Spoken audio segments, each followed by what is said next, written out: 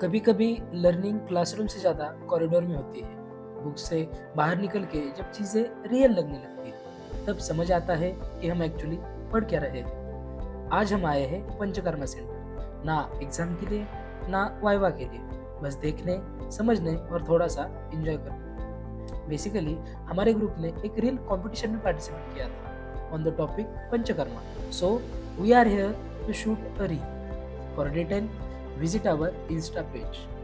Honestly बोलूँ तो visit का प्लान सिंपल था। सर एक्सप्लेन करेंगे, हम सुनेंगे, रिकॉर्ड करेंगे और इन्जॉय भी। बट जैसे ही एंट्री हुई वाइब्स ही अलग थी। Wide green halls, herbal smell, calm silence और एक स्टिलनेस, और हम लोग फुल एक्साइटमेंट मोड में। पंचकर्मा क्या होता है?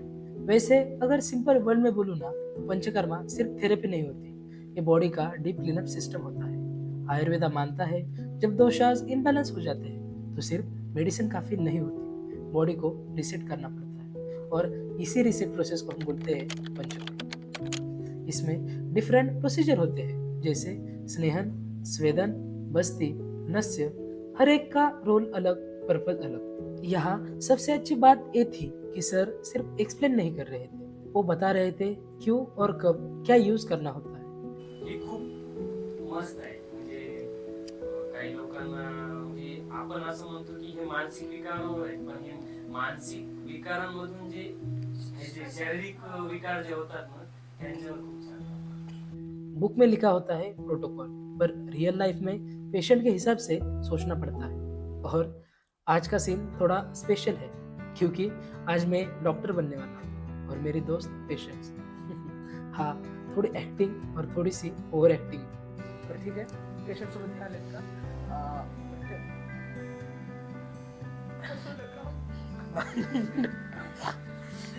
सच बोलूं तो स्टेटोस्कोप हाथ में आते ही कॉन्फिडेंस 10x हो जाता है, चाहे आपका नॉलेज 1% ही क्यों ना हो। पेशेंट भी फुल कोऑपरेशन मोड में था, जैसे रियल ओपीडी चल रही हो। अब सुनते हैं दिल की धड़कन।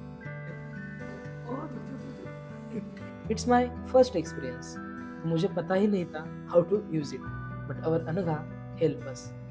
ये जो आवाज आ रही है ना, सिर्फ हार्टबीट नहीं है, ये एक्साइटमेंट है, नर्वसनेस है, और थोड़ा सा वो मोमेंट भी जब सपना धीरे धीरे रियलिटी बनने लगता है। और फनी बात यह है कि हम दोनों भी जानते हैं कि हम अभी सिर्फ स्टूडेंट हैं, सीख रहे हैं, पर फिर भी जब स्टेटस्कोप लगता है ना तो रिस्पॉन्सिबिलिटी थोड़ी सी रियल लगने लगती है। और यही समझ आता है, डॉक्टर बनना सिर्फ डायग्नोसिस या प्रिस्क्रिप्शन नहीं होता, कभी कभी बस सामने वाले को शांति से सुन लेना भी ट्रीटमेंट होता है। शायद इसीलिए पंचकर्मा सेंटर सिर्फ एक प्लेस नहीं लगा, वो एक फीलिंग लगी, जहाँ हम सीख रहे थे और महसूस कर रहे थे। Process of learning and enjoy. हम लोग प्रोसेस देख रहे थे, क्वेश्चन पूछ रहे थे, कभी नोट्स, कभी बस ऑब्जर्व कर रहे थे। और ऑनेस्टली जब लर्निंग का प्रेशर नहीं होता ना, तब चीज़ें और भी अच्छे से समझ आती है। यहाँ पंचकर्मा सिर्फ एक सब्जेक्ट नहीं लगा, एक लिविंग सिस्टम जैसा लगा। और अब सबसे अच्छी चीज़, ये विजिट सिर्फ नॉलेज के बारे में नहीं थी, ये था साथ सीखने का, साथ कंफ्यूज होने का, और साथ एंजॉय करने का। और शायद इसी को कॉलेज की मेमोरीज बोलते हैं, हम साथ सबका। पंचकर्मा सेंटर विजिट ने एक बात क्लियर कर दी, आयुर्वेदा सिर्फ एक थ्योरी नहीं है, ये पेशेंस, ऑब्जर्वेशन और कनेक्शन का साइंस है।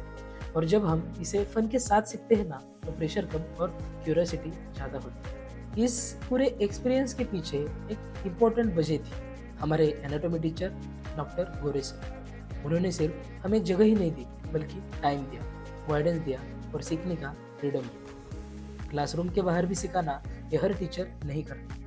थैंक यू सर, हमें सीखने का मौका देने के लिए और इस छोटे से एक्सपीरियंस को एक मीनिंगफुल मेमोरी बनाने के लिए। सो concluding, thanks for watching and stay tuned for version 2.0 of our channel, something more real,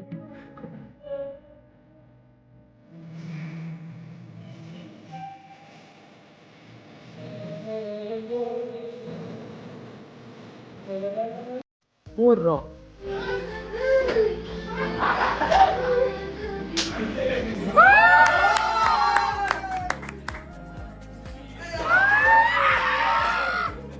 more meaningful. काहे खफाए से चुलबुल से बुलबुल काहे ना तू मानी बतिया